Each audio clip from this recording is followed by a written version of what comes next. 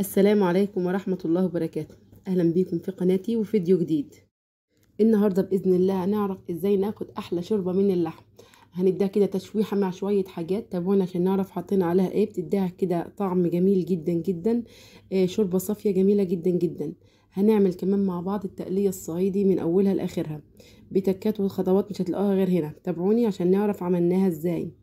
وكمان هنعمل جنبهم حبة بامية ويكا كده بطريقة حلوة قوي قوي، وازاي نعرف نخليها خضرة وجميلة.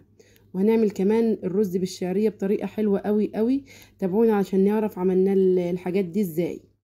قبل ما ندخل على الفيديو، لو اول مرة تشوفوا قناتي انزلوا بسرعة اشتركوا في القناة وفعلوا زر الجرس على الكل علشان يوصلكم كل جديد، ودوسوا لي لايك للفيديو. ويلا بينا نشوف عملنا الوصفات دي كلها ازاي. اول حاجه معايا حله على النار وهسخنها حلو قوي قوي. اهم حاجه تكون الحله معايا سخنه. هنزل باللحمه معايا بدون اضافه اي ماده دهنيه. انا عايزه اللحمه تاخد صدمه. اقفل مساماتها كده، اديها تقليبه كده المسامات بس بتاعتها تقفل على بعضها بالشكل ده. طبعا فايده التشويحه دي بتخلي المسامات تقفل على بعضها، فاللحمه تفضل طريه معاكي وجميله جدا جدا. وكمان بتنزل اي ريحه كده مش حلوه، بتطلع اي ريحه مش حلوه، والعصاره اللي هتنزل منها دي حاجات احنا مش عايزينها يعني. اديها تشويحه كده حلوه لحد ما اللون بتاعها يتغير. بعد كده هبتدي اخرجها على طبق بعد ما اللون بتاعها اتغير بالشكل ده. دي شكل العصاره اللي قلت لكم عليها، دي الحاجات اللي بتخلي الشوربه مش حلوه خالص يعني.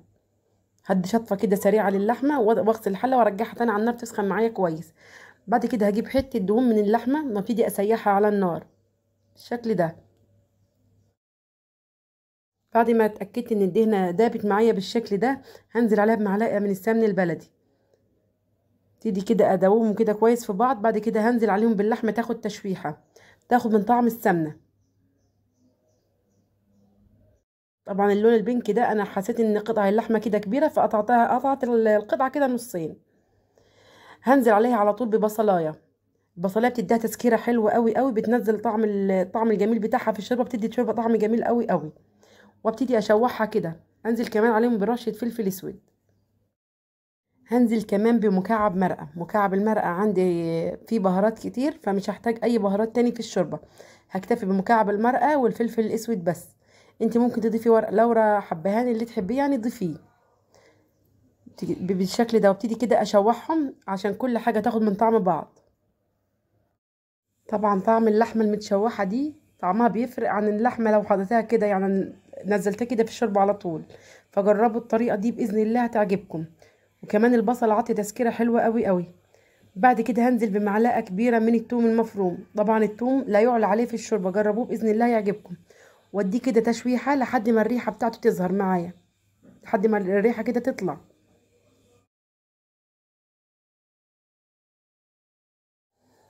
هنا معايا كمان طماطمتين كده مقطعاهم مكعبات صغيره. ابتدي اكيد اشوحهم مع اللحمه لحد ما يدوبوا تماما. طبعا كل مكون احنا بنحطه بيدي طعم للشوربه الشكل ده. ابتدي اشوحهم كده كويس. شايفين لون اللحمه جميل قوي ازاي؟ بصراحه ما فيش احلى من كده. بعد كده هنزل عليها بالميه المغليه، والميه لازم تكون مغليه علشان ما تعطلش، ما توقفش يعني سوى اللحمه معايا.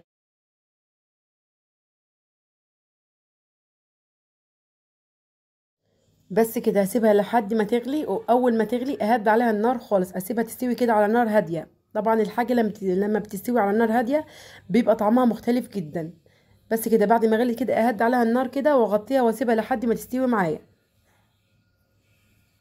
شايفين قد ايه لون الشوربه صافيه وجميله ما فيهاش اي ريم، بصراحه تحفه. نيجي بقى نعمل التقليه الصعيدي معاكم.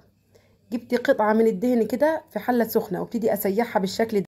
طبعا انا عايزه اسيحها بسرعه، فجبت الهراسه بتاعه البطاطس دي وهرستها كده كويس، فنزلت كل اللي جواها بالشكل ده. طبعا انا عملت الخطوه دي علشان مستعجله، انت لو مش مستعجله سيبها تدب براحتها تماما. وده شكلها دابت في ثواني. بعد كده هنزل عليها بمعلقه من السمن البلدي. ممكن تنزلي عليها بزبده، يعني الماده الدهنيه اللي تريحك، بس بلاش زيت. طبعا التقليه الصعيدي يعني سمنه بلدي ودهنه، يعني مش اكتر من كده. نزلت عليها بمعلقه كبيره من السمنه بالشكل ده. وهنزل بالبصل. البصل اي تقطيعه كده كده هيدوب معايا.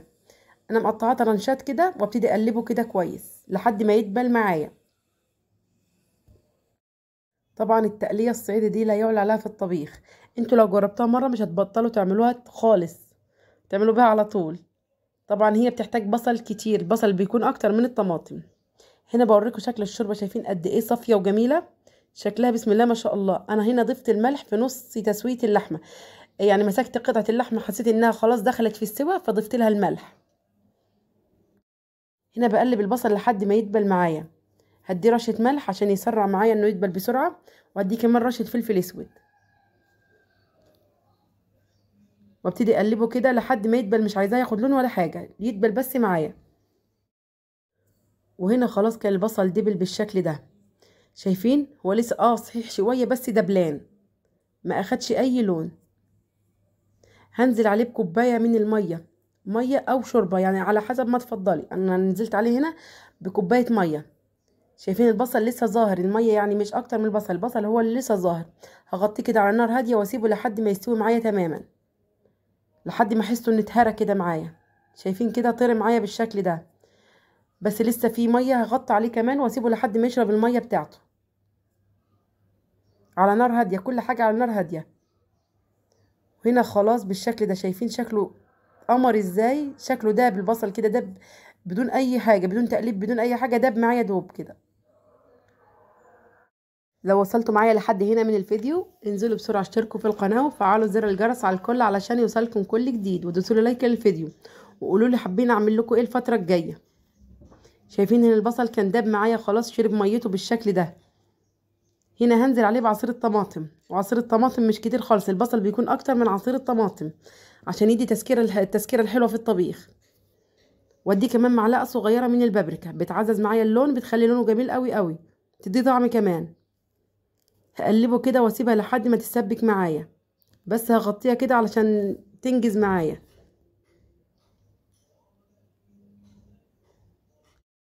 طبعا ما ننساهاش على النار، نديها تقليبه كل شويه كده عشان هي بتقفش في الحله بسرعه، بتلزق في الحله من تحت كده بسرعه. هديها تقليبه كده واسيبها تتسبك معايا. طبعا كل ده على نار هاديه. انت لو حابه تعلي النار في المرحله دي فتخلي فيها ايدك على طول، ما تسيبهاش خالص عشان ما تلزقش منك. وهنا كانت نص تسبيكه كده بالشكل ده.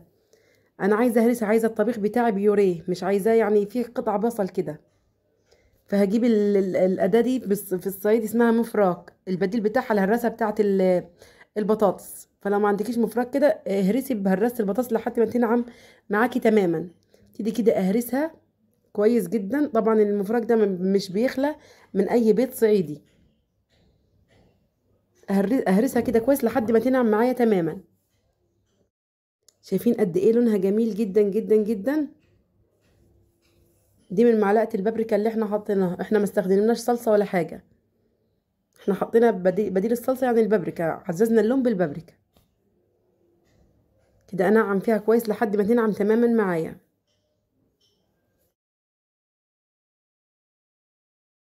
وهنا خلاص كانت جاهزه تستقبل اي نوع خضار يطبخ فيها يعني. بقت جاهزه معايا. طبعا انا ما سبكتهاش على الاخر عشان انا مش هشيلها، انا عامله على قد الطبيخ بس. فاحنا لو بنشيل بنسبكها اكتر من كده. وده شكل الشوربه، شايفين شكلها صافي قوي ازاي وجميله قوي قوي. طبعا وطعمها في منتهى الجمال، لا يعلى عليها بصراحه. كانت خلاص اللحمه استوت معايا بالشكل ده، فطفيت عليها النار. فاضل لها تكه بسيطه هكمل سواها يعني إيه في الطبيخ. نرجع بقى للتقليه. هخرج اللحمه على التقليه بالشكل ده. يا سلام بقى، يا سلام بقى على الطعم. خرجت اللحمه كلها كده واديها رشه فلفل اسود، واديها تقليبه في التقليه، اغلفها كده من جميع الجهات بالشكل ده. بعد كده هنزل بالخضار معايا. الخضار هنا انا عامله طبيخ بطاطس. طبعا انت تعملي اي طبيخ، فاصوليا بقى اللي تحبيه يعني، اللي تحبيه حطيه. اديها تغليفه كده من جميع الجوانب كده، اغلفها كويس قوي قوي بالتقليه. بعد ما غلفتهم كده كلهم بالتقليه هنزل عليهم بالشوربه، الشوربه لحد ما اظبط القوام معايا. عايزه اقول لكم جربوا الشوربه دي والله العظيم جميله جدا جدا. هنزل كده بالشوربه لحد ما القوام يتظبط معايا.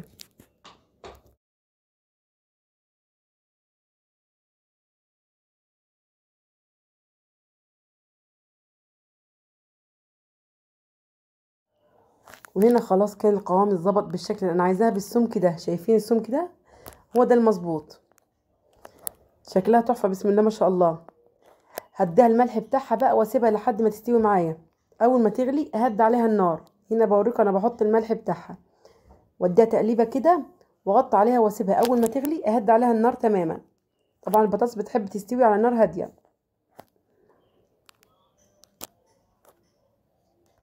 بالشكل اول ما بدات غلت معايا كده اهدي عليها النار تماما واسيبها لحد ما تستوي. نيجي بقى نعمل باميه الويكا. احلى طريقه هتجربوها. معلقه كبيره سمنه بلدي. طبعا السمنه البلدي بتحلي اي حاجه تتحط فيها بصراحه. وانزل عليها بمعلقه كبيره من الثوم وابتدي كده اشوحه لحد ما يصفر معايا، ما تغمقوش خالص، مع رشه فلفل اسود بسيطه كده. ابتدي اشوحه كده كويس لحد ما لونه يصفر معايا.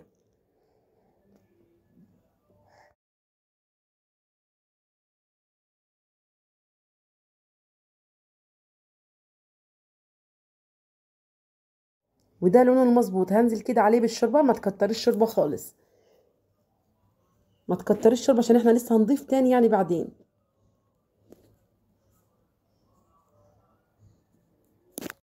هضيف لها الملح بقى. وهنزل بعد ما تغلي كده هنزل فيها بالباميه. اهم حاجه تغلي الاول.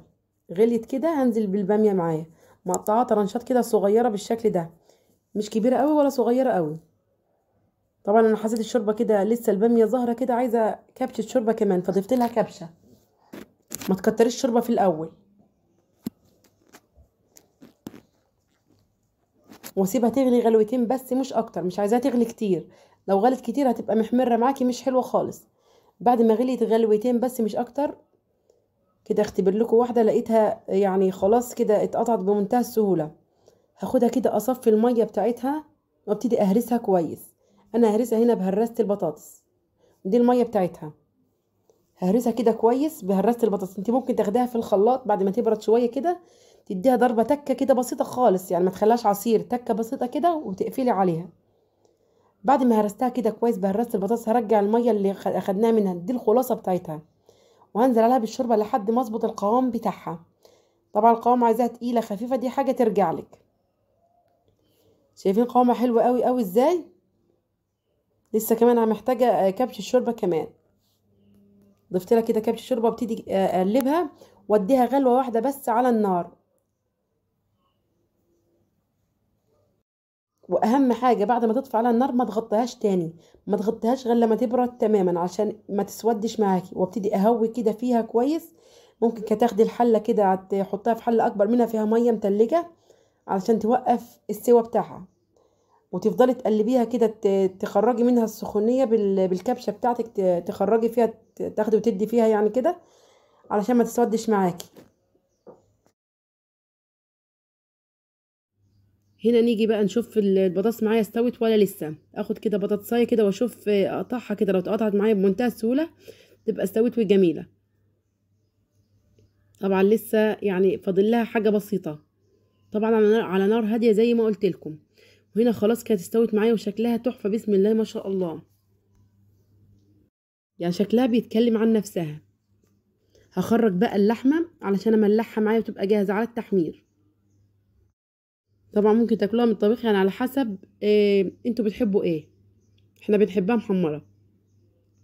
خرجها كده من الطبيخ واديها رشه ملح ورشه فلفل اسود واسيبها لحد ما اجي احمرها.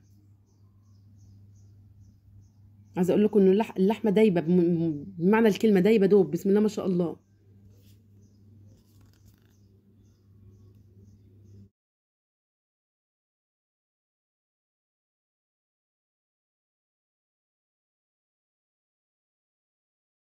بوريكم هنا اللحمه بقول لكم هملحها كده بملح وفلفل اسود. مش هضيف اي حاجه تاني اكتر من كده.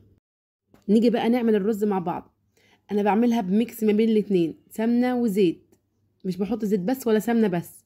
طبعا الميكس بيخليها حلوه قوي قوي.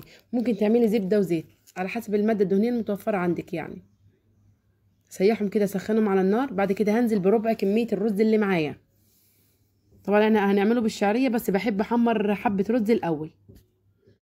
هقلب فيه كده كويس لحد ما يبقى لونه محمر كده معايا. لونه ذهبي كده جميل بالشكل ده اللي قدامكم. بعد كده هنزل عليه بالشعريه.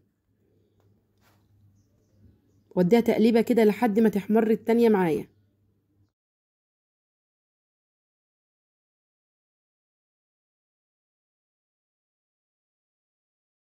وهنا خلاص كانت احمرت اخدت اللون الذهبي معايا بالشكل الجميل ده.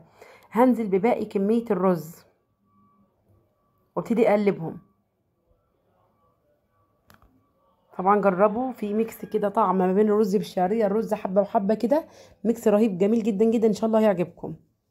قلبهم كده كويس لحد ما اغلف كل حبايه رز بالماده الدهنيه، والرز يسخن معايا كويس جدا جدا. هنا بوريكم كنت لونه، وبقول لكم لونه حلو قوي قوي.